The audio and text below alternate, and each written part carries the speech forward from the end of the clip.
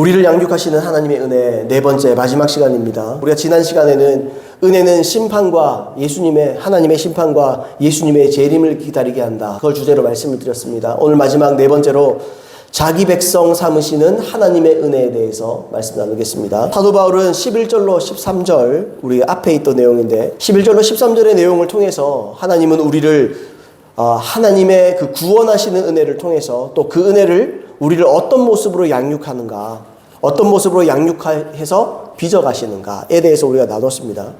마지막으로 오늘 14절, 15절을 읽었는데 14절을 통해서 예수님의 십자가의 희생, 이것이 결국 무엇을 목표로 삼고 있는가? 예수님의 십자가가 결국에는 무엇을 우리로 지향하게 하는가? 물론 그것은 구원입니다만 또한 이 말씀 가운데 무엇을 말하는가 우리가 좀 살펴보길 원하는데 14절 말씀을 제가 한번 읽어보겠습니다. 그가 우리를 대신하여 자신을 주심은 모든 불법에서 우리를 속량하시고 우리를 깨끗하게 하사 선한 일을 열심히 하는 자기 백성이 되게 하려 하심이라, 이렇게 말했습니다. 이 말씀의 요점이 뭡니까? 마지막에 나와 있죠. 선한 일을 열심히 하는 자기 백성 되게 하려고 양육하신다. 결국에는 한 단락이거든요. 결국에 요점이 뭐냐? 우리를 자기 백성 되게 하신다. 그게 예수님의, 하나님의 우리에게 은혜를 주시는 목적이에요. 성령을 우리에게 주실 목적이에요. 근데 여러분, 앞서 11절에서 우리가 구원을 주시는 하나님의 은혜에 대해서 제가 설명을 드렸잖아요. 근데 여러분, 여기서 자기 백성 나와 있습니다. 그러니까 11절로 15절의 전체가 결국 말하는 게 뭐냐? 구원을 말하는 거죠. 왜냐하면 하나님은 자기 백성만 구원할 수 있기 때문에 그렇습니다. 자기 백성만 구원하셔요. 마태복음 1장 21절에 아들을 낳으리니 이름을 예수라 하라. 이는 그가 자기 백성을 그들의 죄에서 구원할 자이심이라 그랬습니다. 여러분, 우리가 예수님을 구주로 믿으면 구원받는다. 반은 맞고 반은 틀린 말이에요. 예수님을 구원자로 믿는다고 총 못 갑니다. 그다 구원하는 거 아니에요. 주님이 우리에게 구원자 되려면 이 말씀 그대로 예수님의 이름의 그 뜻이 우리에게 분명하게 말하고 있어요. 예수님의 이름의 뜻이 뭡니까? 그가 이름을 예수로 하라. 이는 이름의 뜻이 뭐냐? 왜냐? 그가 자기 백성을 그들의 죄에서 구원할 자이십니다. 이게 예수님의 이름의 뜻이에요. 그러니까 예수님은 누구에게 구원자가 됩니까? 자기 백성에게 구원자가 돼요. 자기 백성을 구원할 수 있어요. 뒤집어 말하면 예수님이 왕이라는 말이에요. 자기 백성. 자기 백성만 구원할 수 있다, 그런 말입니다. 그러니까 우리가 뭐 책도 그렇고, 저도 뭐 책 같은 거 많이 읽어보면 좀 답답할 때 많거든요. 꼭 구원자, 예수님을 개인적으로 구원자로 모시면 당신은 구원받습니다. 제 마음에서 굉장히 불편해요. 임금과 구주다. 왕과 구주다. 왕과 구원자다. 그러니까 왕이 먼저예요. 이게 굉장히 중요합니다. 여러분, 우리가 전도할 때도 그런 얘기 하잖아요. 주 예수를 믿으라. 그리하면 너와 내 집이 구원을 받으리라.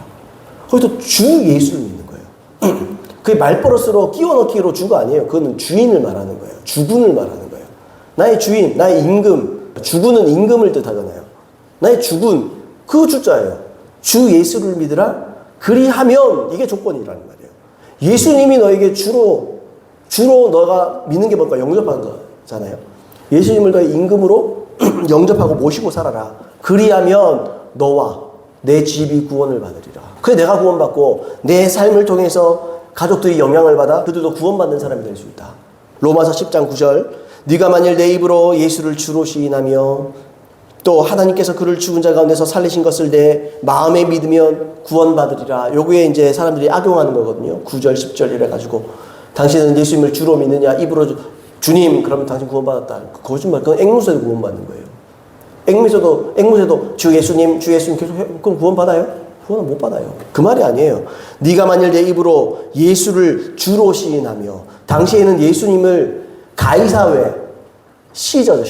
가이사 외에는 주라고 말하면 안 됩니다. 당시에는 사람들 앞에서 예수님을 주라 시인하는 것은 가이사는 내 주인이 아니다. 그러니까 나는, 뭐겠어요? 처단당하는 거예요. 그 목숨 걸고 하는 말을 얘기하는 거예요, 지금. 배경을 봐야 된다는 거죠, 제 말은.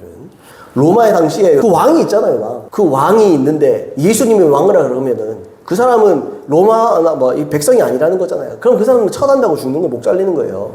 그러니까 지금 목숨 걸고 얘기하라는 거예요. 자, 앞에서 성령의 은혜를 통해서 우리가 구원을 얻었으나 동시에 구원을 완성해 간다, 그런 말씀을 제가 드렸는데 맞습니다. 먼저 예수님의 십자가 희생을 통해서 우리의 구원이 시작됩니다. 아까 읽었던 디도서 2장 14절 다시 한번 읽습니다. 그가 우리를 대신하여 자신을 주심은 모든 불법에서 우리를 속량하시고 우리를 깨끗하게 하사 선한 일을 열심히 하는 자기 백성이 되게 하려 하심이니라. 이렇게 되어 있습니다. 이처럼 사도 바울은 이 디도서 2장 11절 15절을 통해서 구원하시는 하나님의 은혜를 두 가지 측면으로 보여주고 있어요. 그게 뭐냐? 지난 시간의 은혜, 곧 성령의 양육하심과 인도하심을 우리가 전에 살펴봤다면 오늘은 14절 이하의 내용을 통해서 하나님께서 우리에게 그가 우리를 대신하여 자신을 주신 거, 성령 말고 이제 십자가를 살펴보자 하는 말이에요. 그러니까 예수님의 우리가 은혜라고 말할 수 있는 것은 두 가지입니다. 첫 번째는 예수님의 십자가요, 두 번째는 성령입니다. 근데 먼저 우리가 성령을 나눴기 때문에 이제 십자가에 대해서 한번 살펴보자 하는 거예요. 자, 첫 번째로 우리를 대신함으로 모든 불법에서 우리를 속량하셨다. 먼저 우리를 대신하여 자신을 주셨다. 이렇게 써 있잖아요. 그가 우리를 대신하여 자신을 주심은 이렇게 되어 있습니다. 이게 간단히 말하면 십자가죠. 복음을 여러 가지로 설명하는데 이 선포된 복음, 캐리그마라 그러거든요. 캐리그마. 그게 뭐냐면 아시다시피 아시는 분도 아시겠지만 고린도서 15장에 보시면 그게 나와 있어요. 그게 뭐냐면 요약하면 그겁니다. 예수님께서 우리를 또는 나를 위해서 십자가에 죽으시고 부활하셨다. 이게 복음입니다. 간단히 요약하면. 이게 구원론적으로 간단히 요약하면 이게 복음이에요. 여기서 나를 위하여 또는 우리를 위하여 할 때 위하여라는 말을 주목해야 돼요. 여기도 그가 우리를 대신하여 되잖아요. 이거 위하여, 이게 같은 단어입니다. 휘페르라는 단어예요.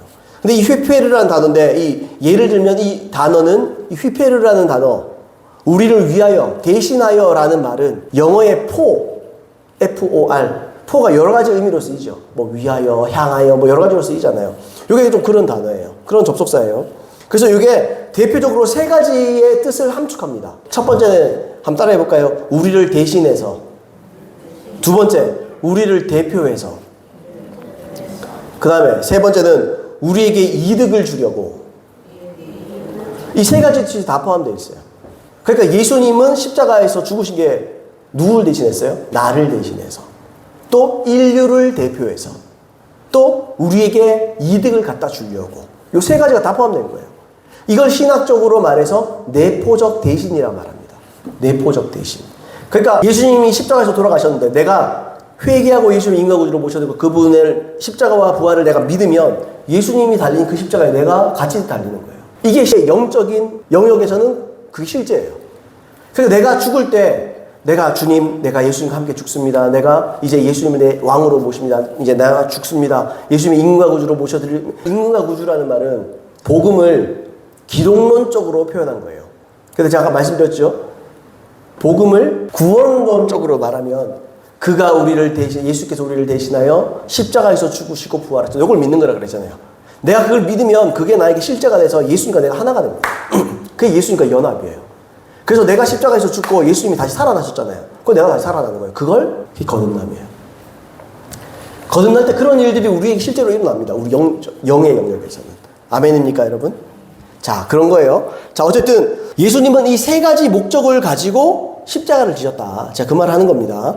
예수님께서 인류 전체를 대신해서, 인류 전체를 대표해서, 또 인류 전체에게 무언가 얻게 하기 위해서, 뭘 얻게 했어요? 생명을 얻게 하기 위해서. 그래서 십자가를 지신 거예요. 마찬가지로 본문에서 아까 말씀드렸잖아요. 2장 14절 대신하여, 그가 우리를 대신하여, 이 단어도 휘페르예요. 그게 똑같은 단어예요. 그러니까 이 세 가지 단어가 다 들어가 있는 거예요. 그래서 예수님은 우리를 대신하시고 우리를 대표해서 우리에게 생명에 속한 것을 주시려고 십자가에서 자신을 내어주신 거예요. 아멘입니까? 그 결과로 우리가 어떻게 됐죠? 그 다음 구절에 이렇게 됐죠. 모든 불법에서 우리를 속량하시고, 그래서 우리가 속량함을 얻은 거예요. 속량. 다시 한번 읽어보겠습니다. 그가 우리를 대신하여 자신을 주심은 모든 불법에서 우리를 속량하시고 우리를 깨끗하게 하사. 여러분, 속량이 뭡니까? 속량. 제가 자주 말씀드리는 것 중에 하나입니다. 속량은 간단히 말하면 값 주고 사는 겁니다. 돈 주고 사는 거예요. 속량. 그랜트 오스본, 신약자 그랜트 오스본이 이렇게 말했습니다. 예수님은 이중적 목적으로 우리를 대신해 자기 목숨을 주셨다. 첫째, 그가 우리를 속량하시기 위해서다. 속량하다는 속전을 가지고 죄에 포로된 상태에서 석방되도록 값을 지불했다는 의미다. 그리스도는 궁극적으로 값을 지불하셨다. 그는 우리를 불법을 행하는 경향을 지닌 반역자로 만든 죄의 속박을 제거하셨다. 이 말이 뭐냐? 내가 제대로 예수 믿으면, 여러분, 속량은, 자, 보세요. 내가 어떤 악한 주인에게 내가 딱 사로잡혀 있습니다. 이 사람이 주인이에요. 내 주인이에요. 근데 어떤 선한 사람이 와서 이 사람을 돈 주고 이 사람 사버립니다. 그럼 이 사람이 나를 좌지우지할 수 있습니까? 없습니까? 못하죠. 그럼 이 사람은 누구에게 의해서 통치를 받죠? 선한 자에게 통치를 받겠죠. 근데 사람이 자꾸 착각하거든요. 속량 그러면 이 사람이 값주고 샀기 때문에 자유라 그래요. 그냥 자유. 아닙니다. 이 사람이 샀기 때문에 이 사람 속으로 속하는 겁니다. 그래서 사람들이 자유 그러면서 내가 마음대로 살아도 천국 갈 것처럼 얘기하거든요. 아닙니다. 값주고 샀기 때문에 예수님이 십자가로 나를 값주고 샀기 때문에 내가 예수님이 뭐예요? 내 주인 되고 내가 예수님이 종 되는 거예요. 그래서 예수님이 나를 좌지우지하시는 겁니다. 뭘로요? 성령으로. 자, 그러면 죄의 속박이 아까 나쁜 주인이 있었잖아요. 나쁜 주인이 이 사람의 이름이 죄입니다. 죄. 나쁜 주인의 이름이 죄예요. 전에는 죄의 세력, 죄의 속박, 죄가 나를 다스리는 거야. 야, 죄가 나를 이렇게 해, 저렇게 해. 나는 꼼짝 못해요. 무조건 거기 따라야 돼요. 근데 지금 어떻게 됐죠? 예수님이 나를 사셨어요. 그래서 이 사람의 영향력, 죄의 영향력은 나를 막 좌지우지할 수 있어요? 없어요? 없죠. 죄 세력에서 벗어났으니까. 맞습니까, 여러분? 그 구원받은 사람은 이런 사람이에요. 근데 보세요. 이렇게 구원받았더라도 이쪽으로 가고 싶어요. 죄의 경향이 있는 거예요. 그래서 몸의 구속을 받아야 된다 그러잖아요. 왜요? 몸은 자꾸 옛날에 있었던 삶을 살고 싶어요. 구습을 쫓는 막 죄도 즐기고 막 달콤한 죄, 음란 막 이런 것도 즐기고 싶고 자꾸 이런 성향이 드는 거예요. 그래서 어떻게 해야 되죠? 어떻게 해야 되겠든 이분의 품 안으로 완전히 들어가야죠. 예수님께 그래서 자꾸 예수님의 얼굴을 구하고 예수님을 찾고 예수님께 자꾸 나아가야 되는 거예요. 그 방편이 뭡니까? 그게 예배요. 그게 말씀이요. 그게 기도요. 아멘입니까? 아주 심플하고 간단한 원리잖아요. 근데 사람들이 자꾸 속량했다 그러면 무조건 자유다 이런 식으로 얘기하는데 아닙니다. 자유 아닙니다. 자유죠. 여기에서는. 죄의 속박으로부터는 자유예요. 근데 모든 것으로부터 자유는 아니에요. 아, 그러면 진리를 가진 진리가 너희를 자유케 한다 그러지 않았습니까? 이렇게 말할 수 있다고요. 그럼 자유가 뭡니까? 자유를 한번 생각해 보세요. 내가 이 세상에 살면서 나는 자유인이다. 나는 내 마음대로 하고 살 거야. 그래서 내가 법을 어기고 삽니다. 그러면 나중에 그 법의 제재를 받습니다. 그래서 깜방 갈 수도 있습니다. 그러면 진정한 자유입니까, 그게? 아니죠. 죄의 법을 어긴 대가를 치러야 되잖아요. 그럼 자유가 아니지, 그거는. 진정한 자유는 뭡니까? 법을 지키는 거예요. 진짜 자유를 얻는 거는. 오히려. 그래서 나중에 죄에 대한 대가조차도 없어야지 그게 자유죠. 나중에 나를 얽매는 게 없어야 될 거 아니에요. 그런데 자유롭게 잘 살았다 그럴 거 아니에요? 그래서 우리가 하나님의 뜻대로 살아서 결국에는 심판대에서도 무죄 받는 거예요. 그냥. 그게 진짜 자유라는 거예요, 제 말은. 이해되시죠? 속량은 그런 거라는 거예요, 속량은. 자, 이 속량을 이루기 위해서 뭐가 필요했어요? 예수님의 피가 필요했어요. 예수님의 피는 엄청난 겁니다. 우리를 죄로부터 자유케 할 수 있는 엄청난, 여러분 죽었다 깨어나 보세요. 우리는 죄로부터 자유 못합니다. 우리 힘으로는. 절대 안 됩니다. 제가 옛날에 그런 거 들어봤어요. 어떤 사람이 도박 중독이에요.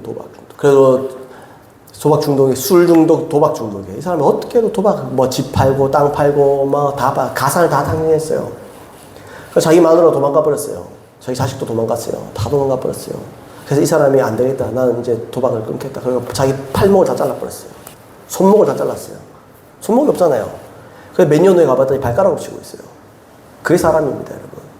이거 실화입니다, 실화. 그러니까 이 사람이 발가락으로 화투장을 이렇게 해가지고 하고 있어요. 그게 사람이 극단적인 예일지 몰라도 이게 사람입니다, 여러분. 이게 사람의 실체예요, 원래. 사람은요, 자기 힘으로 절대로 중독을 못 끊어냅니다. 하나님의 은혜가 와야 돼요. 먼저 십자가를 통해서요, 하나님은 우리를 풀어내버립니다. 죄의 속박으로부터 우리를 자유케 해버려요. 근데 그 와중에 있으면서도 워낙에 이게 내가 죄에 담궜던 것이 너무 깊었기 때문에 그게 잘 되지 않을 수 있어요. 그럼 금식도 하고 몸부림쳐야 되는 거예요. 근데 기본적으로는 십자가는 완전하기 때문에 하나님 예수 그리스도의 십자가를 통해서는 자유함을 얻습니다. 근데 어떤 경우에는 귀신의 역사가 있을 수도 있거든요. 그러니까 축사가 필요할 수도 있어요. 축사가 필요하다든지 아니면 금식을 통해서 습관화가 됐다는 것 말 그 자체가 귀신에게 어느 정도 문을 열고 있다는 말이에요. 그 습관을 그래서 습관을 고치면 되겠네. 습관 안 고쳐집니다. 제가 발가락으로 쓴다 그랬잖아요. 습관 안 고쳐져요. 그래서 어떻게 돼요? 하나님께 나가야 되는 거예요. 그래서 사람은 방법이 없어요. 하나님 외에는 어떤 방법도 안 됩니다. 무조건 하나님입니다. 죄를 이기고 싶습니까? 하나님입니다. 성공하고 싶습니까? 하나님입니다.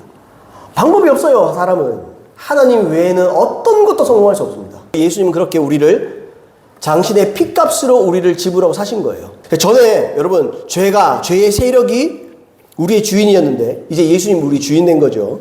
그래서 모든 불법, 곧 모든 하나님의 뜻을 순종하지 않았고 순종할 수도 없었던 우리의 과거와 순종할 수 없었던 태생적인 우리, 반역자라고 표현했죠. 이 우리를 어떻게 해요? 깨끗하게 하신 거예요. 씻어서 새 사람 되게 한 거예요. 그게 새로운 피조물이에요. 그러니까 새로운 존재, 피조물이란 말이 새로운 존재라는 말이잖아요. 새로 태어난 거예요. 새로 태어난 거. 새로운 존재가 돼버린 거예요. 우리는. 여기에서 믿음이 오고 여기에 내가 새로운 피조물이다. 아, 나는 이제 새로운 피조물이다. 그냥 좋아할 게 아니에요. 무슨 의미인지를 알아야 돼요.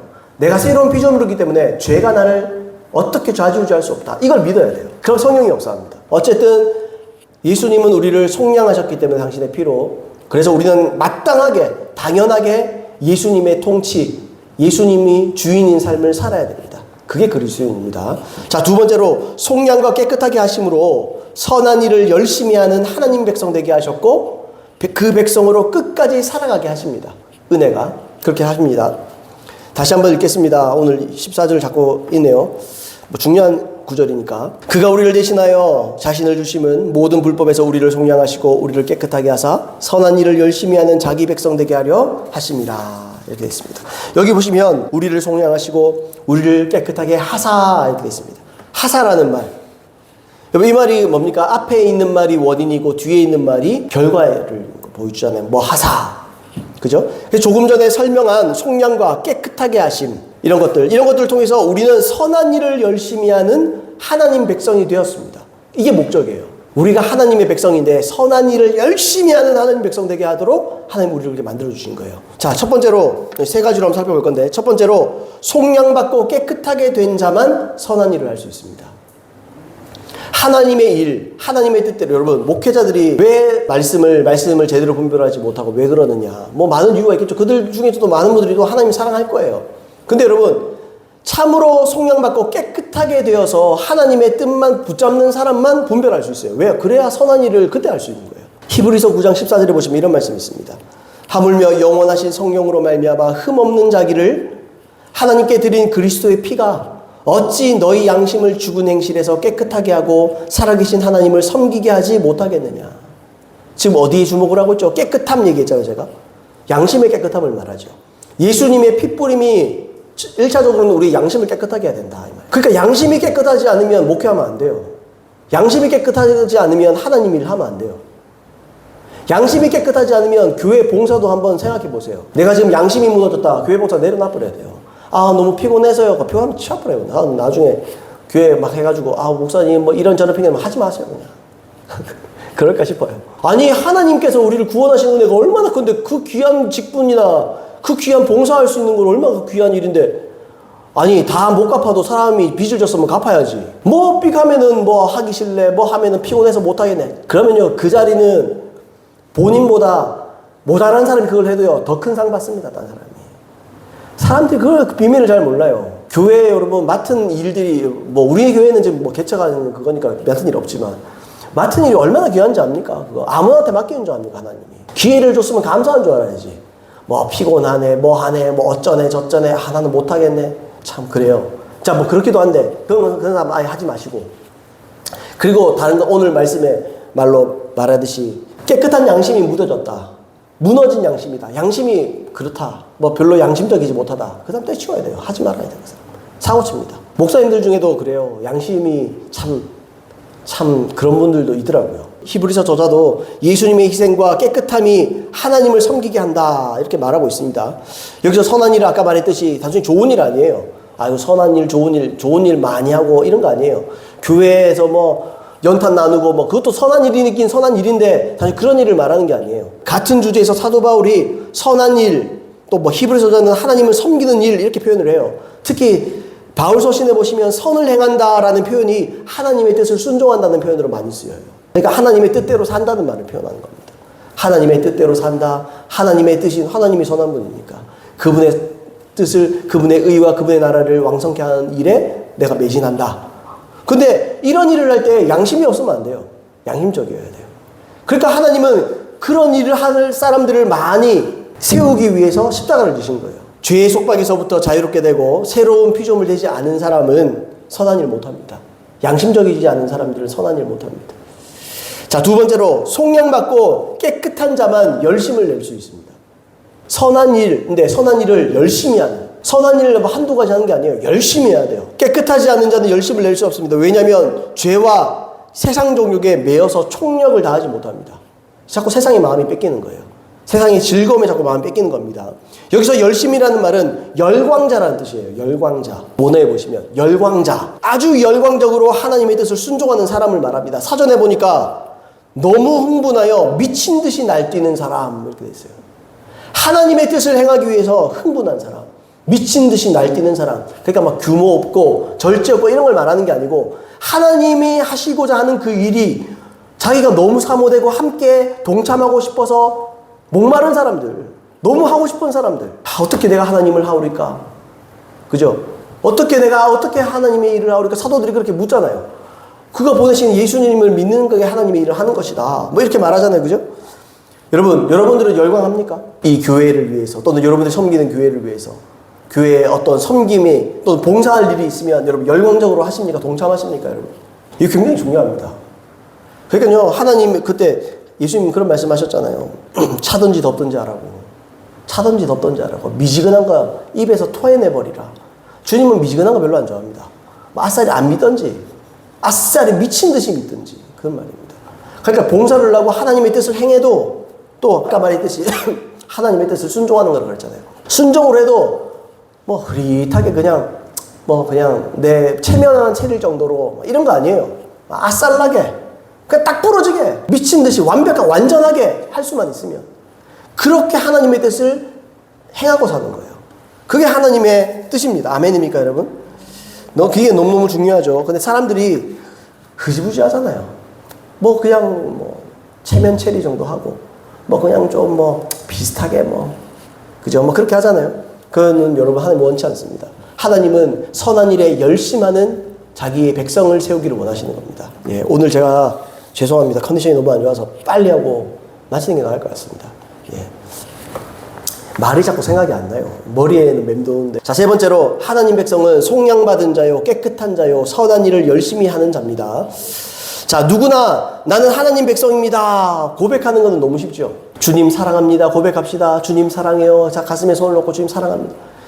그 말 얼마나 쉬워요. 그 말 누구나 해요. 불신자도 그 말은 할 거예요. 아니 나는 예수님 사랑합니다. 절에 가면 나는 부처님을 사랑합니다. 하면은 마음에 들어서 할 수 있잖아요. 말로가 중요한 게 아니에요. 성경에도 나와 있는 대로 말로 하는 건 다 쉬워요. 그러잖아요. 너희가 입으로는 나를 시인하나 너희 행동으로는 나를 부인하는 자들이다. 그런 말 하잖아요. 입으로 시인하는 건 너무 쉽습니다. 행동으로 고백하는 게 더 어렵죠. 자, 말로 하는 고백이 쉬운 사람일수록 삶으로 고백하는 것은 쉽지 않을 겁니다. 자, 백성이라는 말에서 누군가가 그 사람의 왕 또는 주권자라는 것이 암시되어 있죠. 따라서 본인이 하나님의 백성이라면 왕이신 하나님께 순종하고자 하는 마음의 초점이 분명해요. 그러니까 말씀을 들어도 지식을 듣는 게 아니에요. 말씀을 들어도 사도 베드로가 설교를 했습니다. 사도행전에서. 그 다음에 이스라엘 백성들이 그 설교를 듣고 어떻게 반응했습니까? 어찌할꼬 그러잖아요. 그러면 우리가 어찌할꼬 그러잖아요. 여러분 설교 들을 때 어떤 마음으로 들어야 됩니까? 주님 그래서 내가 어떻게 해야 되겠습니까? 이 마음으로 듣는 거죠. 지식 쌓는 거 아닙니다. 단순히. 요 뜻이 요런 뜻이었구나. 그게 중요할 수도 있어요. 때로는. 근데 그게 그래서 요 뜻이구나. 그래서 내가 어찌하오리까. 주님 그래서 이 말씀을 통해서 나에게 내가 어떤 것을 순종하기를 원하시나이까. 내가 어떻게 변화되기를 원하시나이까. 초점이 그거야 된다는 거예요. 어떤 대단한 진리를 깨달았다. 저 너무 좋아요. 저도 좋아해요. 참 새롭다기보다 이게 숨은 뜻이 이런 뜻이니까 그래서 이게 맞네. 그랬구나. 내가 배우고 확신한 일을 더 붙잡을 수 있잖아요.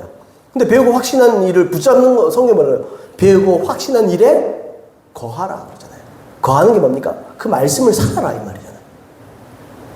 어찌하오리까? 주님 제가 어찌하오리까? 한번 따라해볼까요? 주님 제가 어찌하오리까?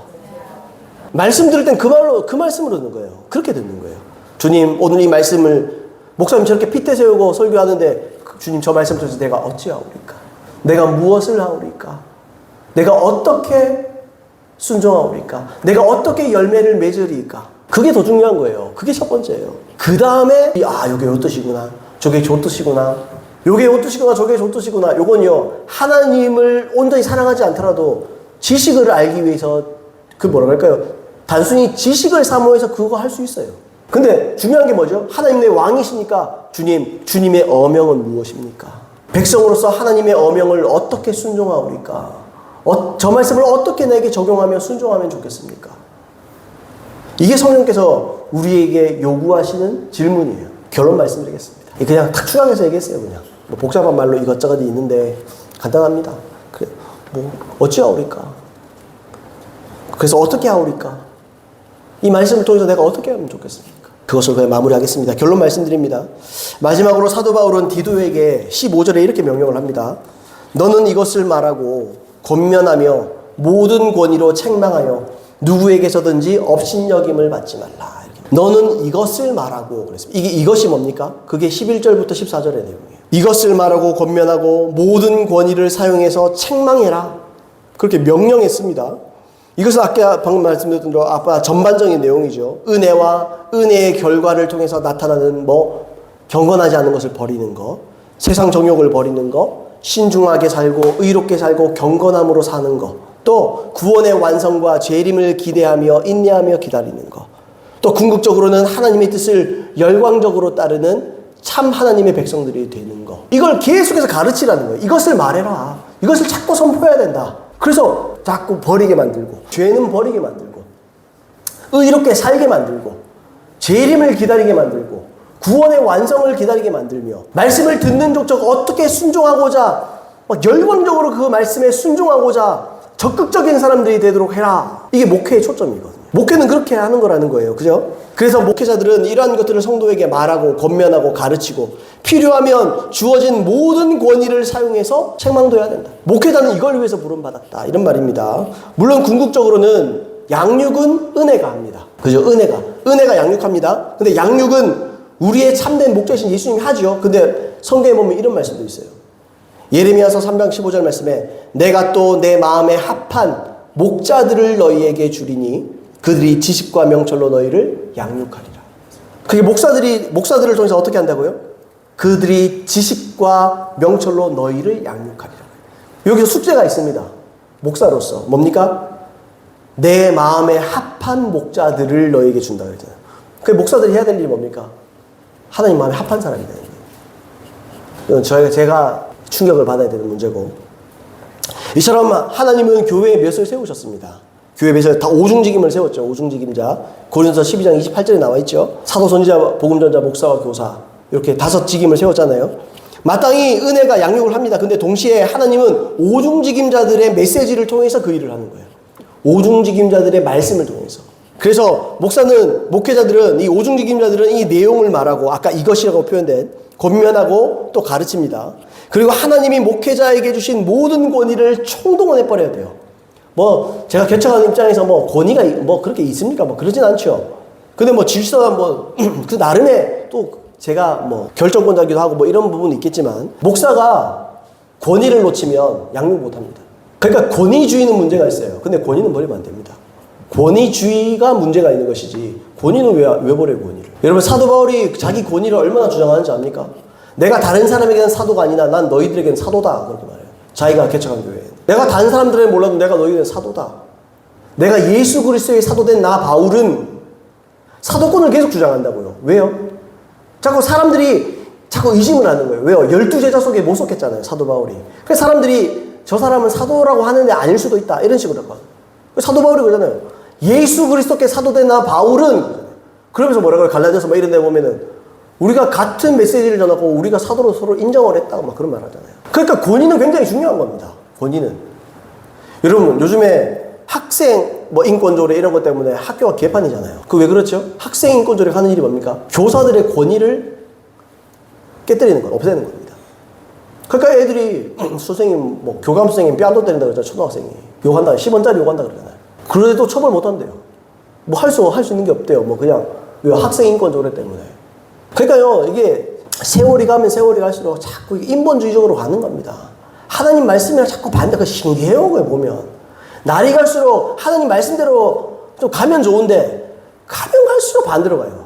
그게 사람들이라서. 자, 제가 목회자 입장에서 말씀드렸습니다. 자, 근데 목회자는 어떻게 해야 됩니까? 잘 가르치는 자는, 그래, 목회자는 잘 가르쳐야 돼요. 잘 가르치고 또 권위를 잘 드러내서 성도들을 가르쳐야 됩니다. 그러니까 아이고 저 지질이 말도 안 되는 것들 내가 권위 행사하겠다 이게 아니고, 권위는 또한 얻는 거죠. 권위는 또 얻어내는 거예요. 내가 주장한다고 됩니까? 내가 말씀으로 은혜도 끼치고 사랑으로 양육도 하고 돌보고 이런 면도 있죠. 그러니까 마음을 얻고 권위를 얻는 면도 있죠. 근데요, 자꾸 그런 것만 한다고요, 사람들이. 인본주의적으로 자꾸 그런 것만 중요하게 생각한다고. 아닙니다, 여러분. 그러면 내 마음을 줘야 되는 거예요. 그래서 여러분, 목회자는 선생입니다. 그 다음에 성도들은요, 성도들은 제자입니다. 잘 가르치는 자로, 배로 존중할 자로 여겨라, 그런 말 하잖아요. 목회자들을. 그 배로 존중할 자로 여기란 말은 사례 말하는 거거든요, 여기서. 앞뒤 문맥에 보면. 그러니까 잘 가르치는 목회자냐, 사례 2배로 줘라, 그 말이에요. 잘 챙겨줘라, 그런 말 하는 거예요. 자, 아무튼 그런데 성도들은요, 반대로 해요. 성도는 제자예요. 성도들은 좋은 목회자는 잘 가르치는 목회자입니다. 좋은 성도는 잘 배우는 성도입니다. 그래서 여러분, 뭐, 제가 갑자기 좀 민망하게 아이고, 제가 그래도 목사인데 좀 제 말 잘 들어야 됩니다. 좀 알아주세요. 이 말 하는 것도 아니고, 그런 거 아니에요. 저를 무시하지 말아주세요. 이런 것도 아니에요. 뭐, 무시하는 분도 없고, 뭐, 그렇긴 한데. 자, 보세요. 여러분들이 잘 배우시려면, 목회자나 또는 하나님께서 보내신 사람의 권위를 인정해야 됩니다. 아니면 은혜 못 받아요. 그게 영적인 원리입니다. 자, 그거 말씀드리는 거예요. 한번 보시죠. 마태복음 10장 40절로 41절 이렇게 돼 있어요. 너희를 영접하는 자는 나를 영접하는 것이요. 여기서 너희가 누구냐면 제자들, 12제자를 말하는 거예요. 지금식으로 하면 목회자 얘기하는 거예요. 너희를 영접하는 자는 나를 영접하는 것이요. 나를 영접하는 자는 나를 보내신 이를 영접하는 것이니라. 예수님을 영접하는 것은 하나님을 영접하는 거 맞죠? 대리잖아요, 대리. 41절, 선지자의 이름으로 선지자를 영접하는 자는 선지자의 상을 받을 것이요. 의인의 이름으로 의인을 영접하는 자는 의인의 상을 받을 것이요. 내가 목회자를 어떻게, 진짜 목회자를 목회자로 인정하고 그 말씀의 은혜 받기를 위해서 귀를 기울이냐에 따라서, 기울이냐 마냐에 따라서 여러분들의 은혜는 완전 달라지는 겁니다. 여기서 뭐라고 했습니까? 선지자의 이름으로 선지자를 영접하는 자는 선지자의 상을 받는다. 선지자의 상이 뭡니까? 선지자의 상이 뭐겠어요, 여러분? 구약의 선지자들이 주로 외친 게 뭡니까? 회개하라. 선지자의 상이 뭐예요? 구원 말하는 거예요. 또 조금 더 나가면 그런 것도 있을 수 있겠죠. 엘리야나 엘리사나 선지자들이 말할 때 엘리야나 엘리사의 말을 잘 듣고 순종하면 복 받잖아요. 근데 첫 번째는 구원이에요. 두 번째는 실제 이 삶 가운데 있는 복이에요. 목사를 여러분들이 진짜로 목사로 대하면 목사의 상을 받을 겁니다. 목사의 상이 뭔데요? 목이는 구원이지. 뭐 우리 엄마 우리 아버지 계시지만 목사인데 목사로 아니고 그냥 아들로만 끝까지 본다. 그럼 위험합니다. 우리 아이들도 마찬가지예요. 집에서는 아버지인데 그냥 아빠로 보면은 위험한 거예요. 교회에서는 목사로 봐야 되는 거예요. 그래서 그 말씀을 생명의 말씀으로 붙잡아야 돼요. 그럼 하나님 은혜가 있습니다. 이게 원리예요. 이거 어쩔 수가 없어요. 제가 대단해서가 아니에요. 그냥 하나님 그렇게 세운 거예요. 그러므로 저는 마찬가지로 타협하지 않고 전해야 되는 게 맞고요. 성도님들도 타협하지 않는 그 말씀을 통해서 감사함으로 받으면 되는 거예요. 그래서 여러분 끝까지 구원을 이루고 선지자의 상을 받고 의인들의 상을 받는 저와 여러분들 되기를 예수님의 이름으로 축복합니다. 예, 말씀 오늘 여기서 마치도록 하겠습니다. 제가 정신이 좀 없어가지고 다 줄여가지고 빡빡했는데 하여튼 필요한 건 다 전한 것 같아요. 여러분 오늘 말씀 들으시면서 마음에 부딪히시는 대로 기도하시길 바랍니다. 그러면서 여러분 내 안에 열정적인 마음이 있는지 하나님에 대해서 주님 그래서 오늘 말씀을 통해서 어떻게 하오리까 그죠? 그런 기도를 하세요. 오늘 말씀을 통해서 내가 어떻게 적용하며 어떻게 살아가면 되오리까 하나님 찾으면서 기도하겠습니다.